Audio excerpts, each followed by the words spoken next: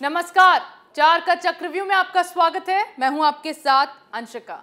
नेता हो या अपराधी, आतंकी हो या जिहादी, कौन किसके चक्रव्यूह में फंसा, इस शो में आपको विस्तार से बताएंगे।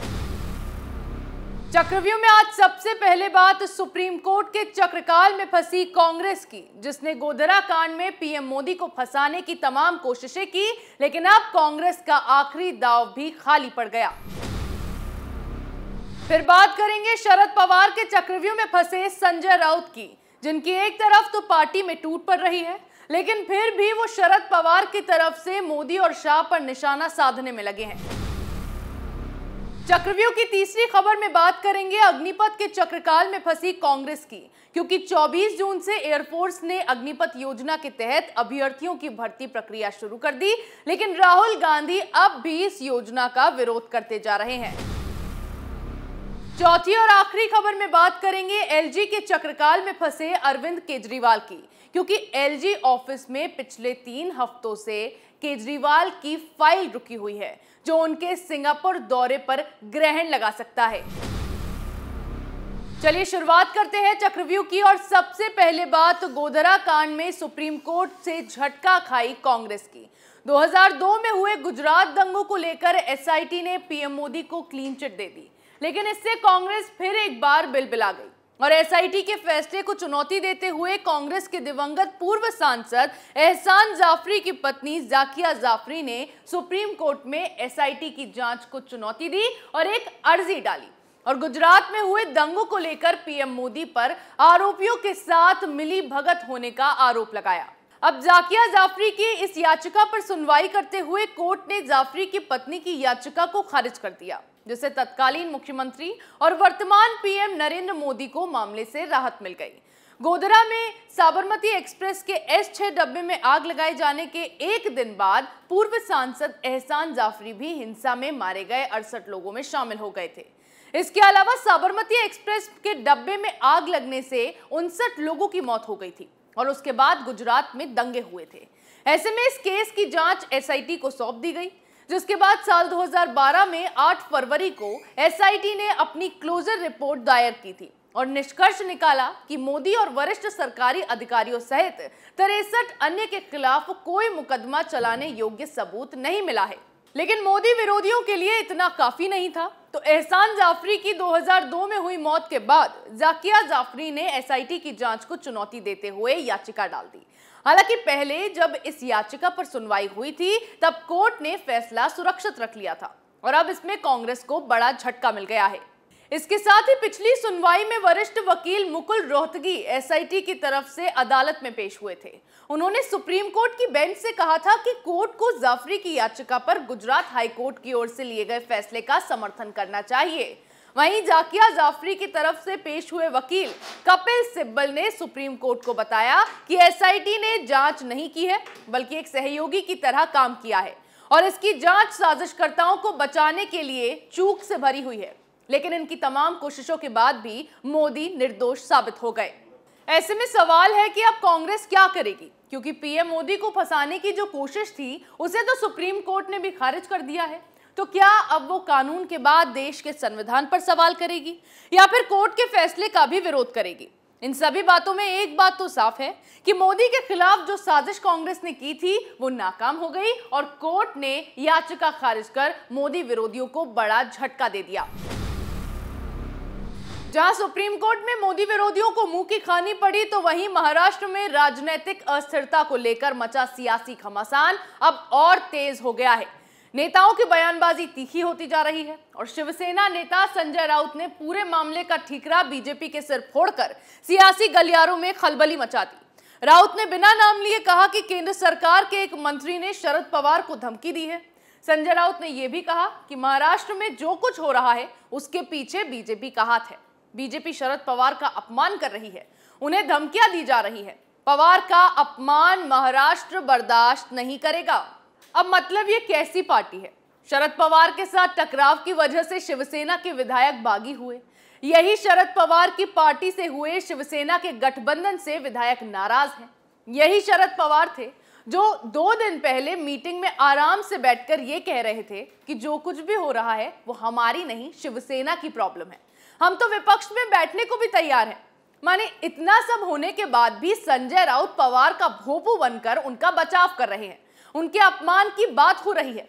लेकिन इनको ये नहीं समझ आ रहा कि यही शरद पवार है जिनकी वजह से इनकी पार्टी पूरी तरह से बर्बादी की कगार पर आ गई है। उद्धव ठाकरे की मुश्किलें कम होने का नाम नहीं ले रही। जो विधायक उनके साथ थे वो भी संपर्क से बाहर हो गए हैं। उधर एकनाथ शिंदे गुट में विधायकों की संख्या बढ़ती जा रही है, लेकिन अब भी संजय राउत की हेकड़ी नहीं निकल रही। शिंदे गुट में बढ़ती संख्या के बाद भी राउत बोल रहे हैं कि फ्लोर टेस्ट में हम जीतेंगे। कहां से जीतेंगे?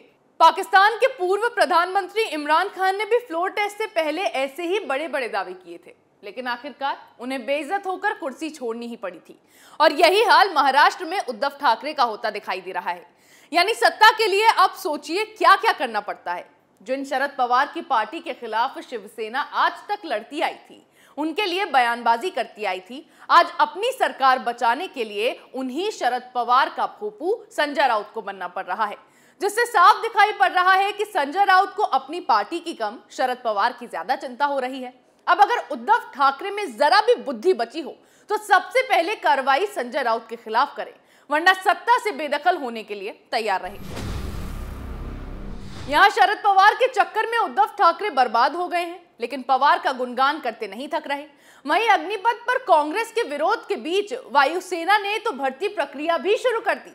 भारतीय वायुसेना की तरफ से पहले ही बताया गया था कि 24 जून से भर्ती प्रक्रिया की शुरुआत की जाएगी, जिसमें युवा अग्निपथ के तहत अपना रजिस्ट्रेशन कर सकते हैं। ये पूरा प्रोसेस 5 जुलाई तक चलेगा। इसके बाद ऑनलाइन परीक्षा आयोजित की जाएगी और फिर चयनित उम्मीदवारों को अग्निवीर के तौर पर वायुसेना में काम करने का मौका मिलेगा। अब कोरोना के चलते पिछले 2 सालों से तीनों सेनाओं में भर्ती प्रक्रिया रुकी हुई थी, जिसके बाद सरकार और सेना की तरफ से अग्निपथ योजना लॉन्च की गई। इस योजना के तहत भर्ती होने वाले 75% जवानों को 4 साल बाद रिटायर होना पड़ेगा। महज 4 साल के लिए सेना में चयन को लेकर पूरे देश भर में इस योजना का विरोध हो रहा है। तमाम राज्यों में छात्र इस योजना का विरोध कर रहे हैं। साथ ही सियासी दल भी लगातार सरकार की योजना का विरोध कर रहे हैं। हालांकि सेना की तरफ से साफ कर दिया गया है कि योजना वापस नहीं ली जाएगी और इसी के तहत आगे भर्तियां होंगी। लेकिन कांग्रेस तो कांग्रेस है, अब भी इस योजना का विरोध कर रही है, केंद्र सरकार पर हमला कर रही है। राहुल गांधी कह रहे हैं कि कृषि कानूनों की ही तरह इस योजना को भी सरकार को वापस लेना होगा और न जाने कितने तरह के आरोप मोदी सरकार पर लगाए जा रहे हैं। अब वायुसेना ने तो अपनी भर्ती शुरू कर दी। आगे आने वाले समय में थल सेना और नौसेना में भी भर्ती प्रक्रिया शुरू हो जाएगी, जिससे विपक्ष में बैठी कांग्रेस को उसी की हरकतों का तो जवाब मिल जाएगा। साथ ही जिस तरह से कांग्रेस इस योजना का विरोध कर रही है, उससे पार्टी की हालत बेगानी शादी में अब्दुल्ला दीवाना वाली हो गई है और देश की सबसे पुरानी पार्टी फिर एक बार लोगों के सामने हंसी का पात्र बन के रह गई है। एक तरफ तो अग्निपथ योजना पर कांग्रेस को मुंह की खानी पड़ी और दूसरी तरफ दिल्ली के नए उपराज्यपाल और अरविंद केजरीवाल के बीच टकराव अब बड़े स्तर पर पहुंच गया है, क्योंकि पिछले 3 हफ्तों से एलजी ऑफिस में केजरीवाल की फाइल रुकी हुई है। दरअसल दुनिया के सामने दिल्ली मॉडल के नाम पर झूठ दिखाने वाले केजरीवाल को सिंगापुर में होने वाले वर्ल्ड सिटी समिट में जाना है। इसके लिए सिंगापुर के उच्चायुक्त साइमन वांग ने खुद दिल्ली आकर मुख्यमंत्री केजरीवाल को आमंत्रित किया था। लेकिन अब केजरीवाल वहां जाएंगे कैसे, क्योंकि एलजी ने तो उनकी फाइल रोक ली है। ऐसे में दिल्ली के एलजी विनय कुमार ने अब केजरीवाल को यह बता दिया है कि इस बार दिल्ली सरकार के लिए ये एलजी कितने भारी पड़ सकते हैं, क्योंकि विनय कुमार ने जब से एलजी के तौर पर अपना पद संभाला है, तब से ही उन्होंने केजरीवाल की नीतियों पर नजरें बनाई हुई हैं। पहले उन्होंने दिल्ली जल बोर्ड की मीटिंग ली, जिसके बारे में केजरीवाल को खबर तक नहीं थी।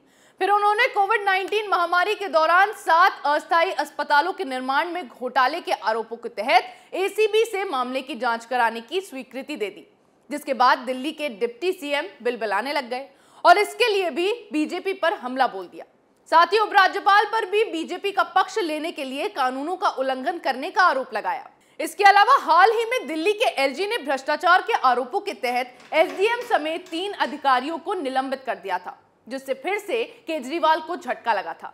ऐसे में एलजी ने इन सभी कार्रवाइयों के बाद अब केजरीवाल को यह बता दिया कि अब अगर केजरीवाल की हर एक हरकत पर उनकी नजर रही तो केजरीवाल के लिए मुश्किलें खड़ी हो सकती है, जिससे अरविंद केजरीवाल बड़ी मुसीबत में फंस सकते हैं। चक्रव्यूह में मेरे साथ आज इतना ही। कल फिर कौन किसके चक्रव्यूह में फंसेगा, नए मुद्दों के साथ पेश होंगे और दिखाएंगे कई और सनसनीखेज खुलासे। तब तक के लिए देखते रहिए कैपिटल टीवी।